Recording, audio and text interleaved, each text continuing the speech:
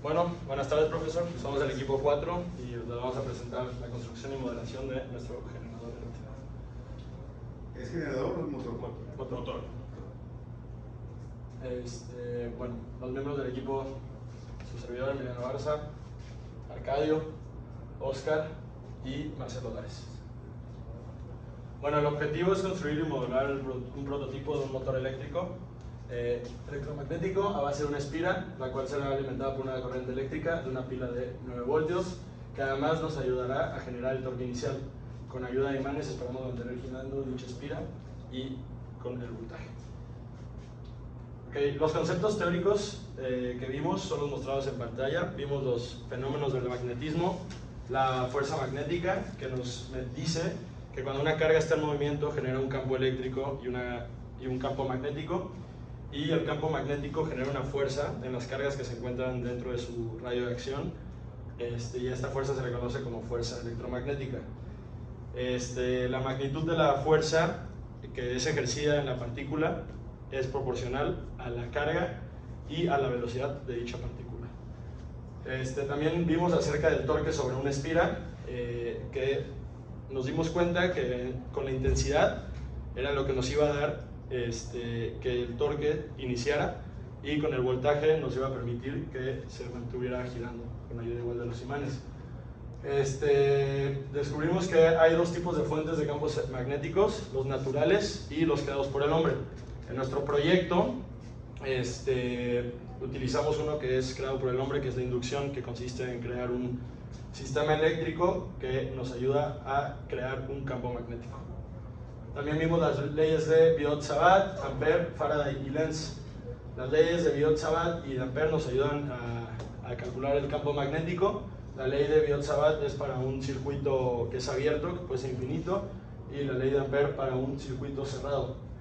La ley de Faraday nos dijo que si varía el campo magnético, el ángulo o el área, se induce el voltaje. Y la ley de Lenz nos dice que el campo magnético que se genera siempre va en contra del campo magnético que ya estaba, y también nos ayuda a descubrir hacia dónde va la corriente. Y bueno, pues los materiales que utilizamos para la construcción de nuestro motor eléctrico es un cable cobre calibre 28, una pila de 9 volts, que en realidad nosotros usamos dos, cinta aislante, voltímetro, imanes, tabla de madera, que fue la base, el tubo de PVC, las pinzas, el encendedor y los cables Caimán. Bueno, aquí está la descripción de nuestro experimento. Primero que nada, pues montamos la base con una base de madera que no conduce electricidad, para que hubiera el aislamiento y no tuviera ninguna interferencia. Montamos los clips, hicimos la espira con el cable, fueron aproximadamente unas 35 vueltas, 30 creo. Ya después de eso usamos los imanes en el centro para inducir el campo magnético, y por último las pilas, y por aquí para que corra la corriente sobre todo el sistema, y así fue como funcionó. Y luego acá está el video de cómo empieza a girar. ¿Ya fuimos, profe? ¿No hubo necesidad de empujarlo? No, cuando conectamos las dos pilas de 9 volts, ahí ya no. Cuando estaban nuevas las pilas que tenían mucho amperaje, no hubo necesidad. Pero después que se empezaron a desgastar, sí teníamos que darle un empujoncito para que empezara. Porque las pilas las pusieron en serie. Sí. 2 de 9. O sea, 18 volts le metieron. Sí. O un poco menos porque estaban gastados, pero... Ajá, es que mientras más empezaba a desgastar, empezaba a girar más lento. Y así que Bueno, pues después conseguimos los cálculos, las mediciones teóricas con los siguientes cálculos. Principalmente conseguimos la resistencia, el voltaje lo tenemos, la resistencia lo obtuvimos con la resistividad del cobre, y el número de vueltas, la longitud del cable, y conseguimos la resistencia y el voltaje ya lo conocíamos, y con eso conseguimos la intensidad. A ver, regrésale. Usaron los 5 metros de cable. Sí, la resistencia. A ver, espérame un ratito.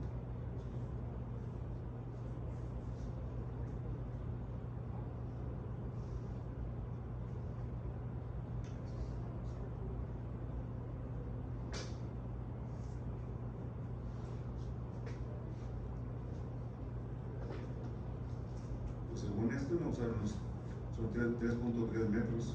Bueno, sígueme. Bueno, para aclarar de eso, con la fórmula que para obtener la longitud no tomamos tanto en cuenta en nuestro, porque tenemos que hacer algunos ajustes. Primero obtenemos 40 vueltas. Sí, Y después, para poder hacer que soportara la espira, que se mantenga, le quitamos vueltas y pues sí, o sea, para hacer las terminales, ahí perdimos vueltas. Okay. Ahí están los 3.3 que te dice. Sí, sí, porque es que el cable en total sí era eso, pero sí le tuvimos que quitar vueltas para que pudiera sostenerse. Yo no sé si se acuerdan como que se caía. Okay. Entonces fue eso, pero bueno. Bueno, pues aquí están todos los cálculos para conocer la resistencia de la bobina. Pues como ya dije, eso es el área transversal del cable, luego conseguimos la longitud que se supone teníamos, que pues varía con la libertad. Y después conseguimos la resistencia total, utilizando también la resistencia de los cables que usamos, los caimanes. Después con esto conseguimos la inductancia. Esa última, Oscar, de 1.83, ¿cómo se sacaron? Es que tenemos unas dudas y no sabemos cuál usar. La primera, Ok. esa es la que vamos a hacer. Bueno, conseguimos la inductancia. Y pues aquí, como ya había dicho, con el voltaje y con la resistencia, al final conseguimos la... Pero ahí, fíjense lo que hicieron, dividieron 9 volts entre la pura resistencia de la bobina. Faltan los voltajes, la caída de voltajes en los clips. Eso está en el reporte final, no vamos... Sí. O sea, se divide en 9, pero entre 2.4. Sí, al final da 3 puntos y algo. Exacto, esa es la corriente. Sí. Nada, es que no lo actualizamos, una disculpa. Tienen que Sí, aquí lo tenemos. porque si usas el voltaje de la pila, entonces hay que tomar todas las resistencias del circuito, los dos clips y la bobina. Sí.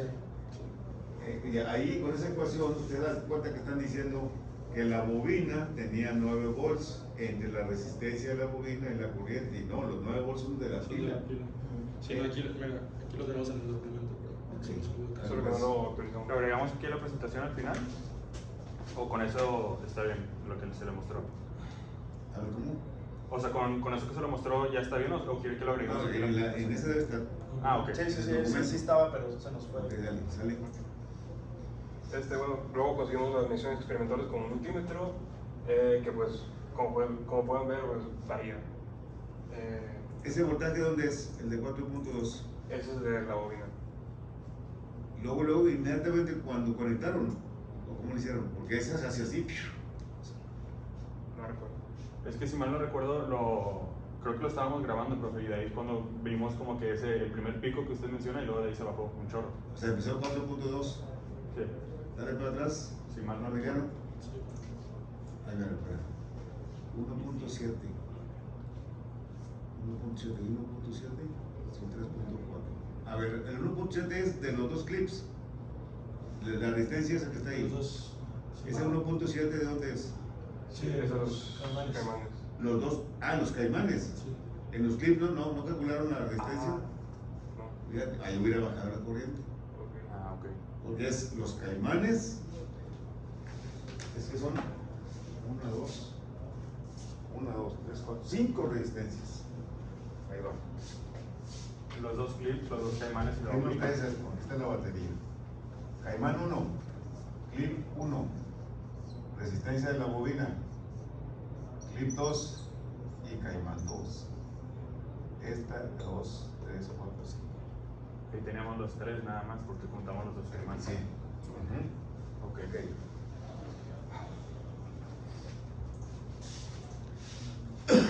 Y bueno, esta es la comparación de lo teórico con lo experimental, que pues aquí como se puede ver es el voltaje, la corriente y la resistencia.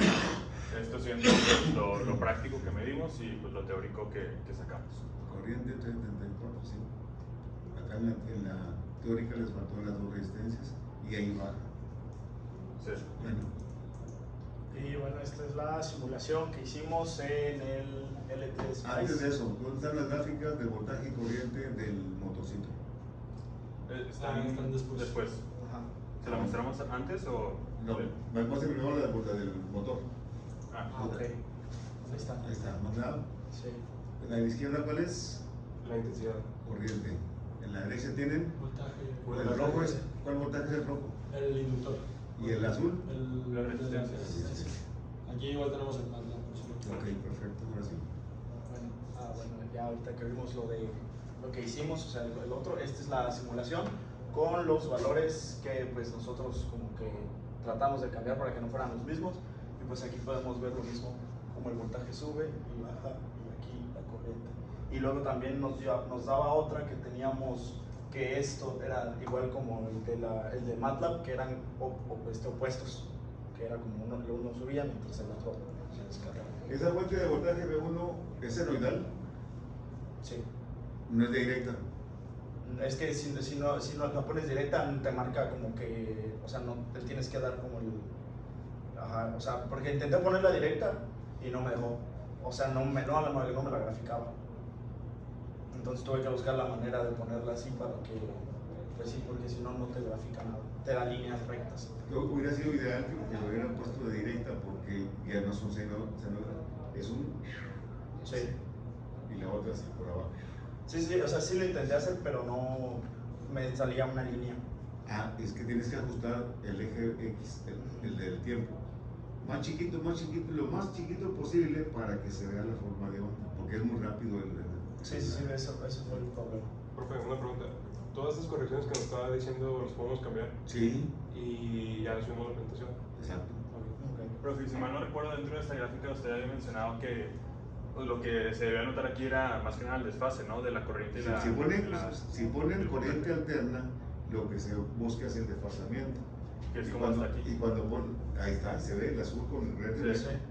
Y cuando ponen corriente directa, hay tres casos de amortiguamiento se llaman. Con corriente directa, los tres elementos R, L y C, un caso se llama sobreamortiguado. Brinca el voltaje así y luego se amortigua. 1. 2. Críticamente amortiguado. Está también una subida, pero más larga el amortiguamiento. Y el tercero es un subamortiguado. Brinca y luego hace 4 o 5 ciclos y se desaparece. Y en este no, forzosamente tienen que ser todas senoidales. Sí. Bueno. Y luego estas son pues, las aplicaciones que tenemos dentro del experimento. Pues principalmente es la del motor, pues porque es lo que se realizó dentro de la clase. Y esto se puede usar para pues, distintas aplicaciones, ya sea, pues, no sé, un abanico, un ventilador, un refrigerador, una bomba, algún aparato electrodoméstico. Y pues también una de las aplicaciones, aunque no va directamente pues, vinculada con el experimento, es un generador que, como le había mencionado, creo que dentro del laboratorio, profe, que si nosotros fuéramos a girar pues, de manera manual o algo automatizado pues, la bobina directamente, pues se podría producir también una diferencia potencial que pues, se puede ser utilizada para alguna aplicación pues, extra o algo por el estilo. Y ya, Es el MATLAB. Sí. Y aquí usamos las ecuaciones que dedujimos con la ley de Kirchhoff.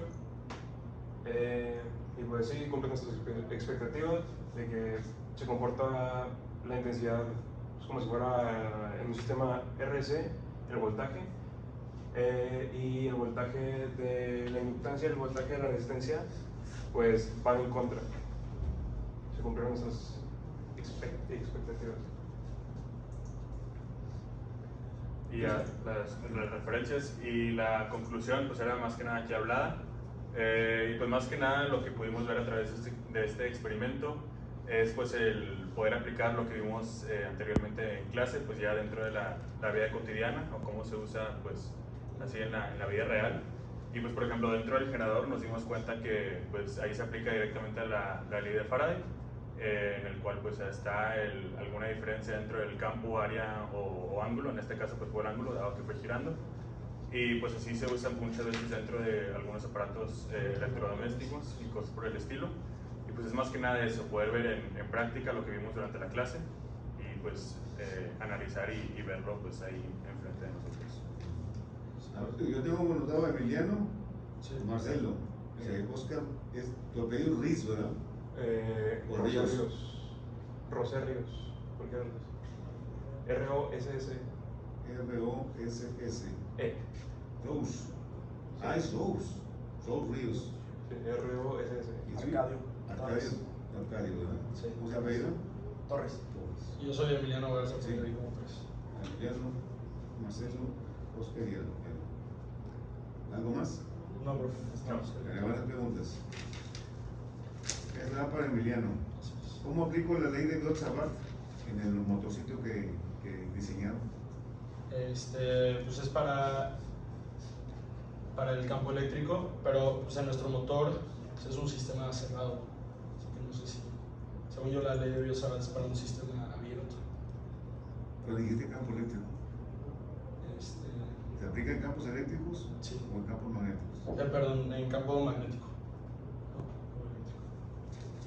Entonces ahí no se puede aplicar. ¿O no según- es recomendable?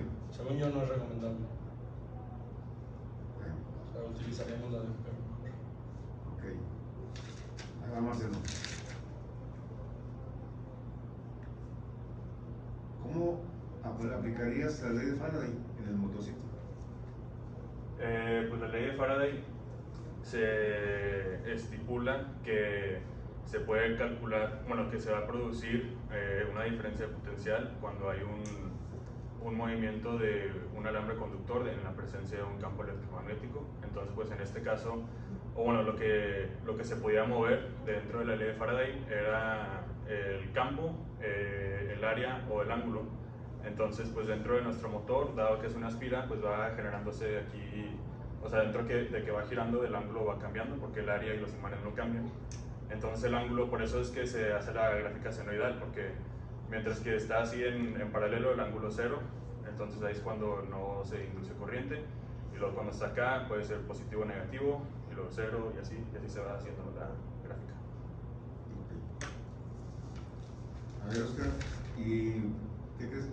¿A qué se le llama, con tus palabras, al voltaje inducido? No, pues el voltaje inducido es sobre la ley de Faraday también. Entonces, es cuando se genera esa diferencia de potencial, cuando varía pues, el ángulo, el área o el campo magnético. Pues sería eso. ¿Y dónde aparece? Pues en el conductor. A ver, Arcadio, ¿qué parámetros afecta si yo aumento o disminuyo el número de imanes que pongo o el número de vueltas que de la bobina? ¿Qué parámetros me va a afectar? Pues afecta el campo electromagnético que genera, porque si hay más vueltas, pues es mayor. Y también si aumentas el imán, pues el campo crece, porque está más cerca de la bobina. Entonces esto hace que el campo magnético crezca y pues gire más rápido, sí. o más lento. Sí, o más lento si le bajas. Bueno, ya pueden quitar la grabación.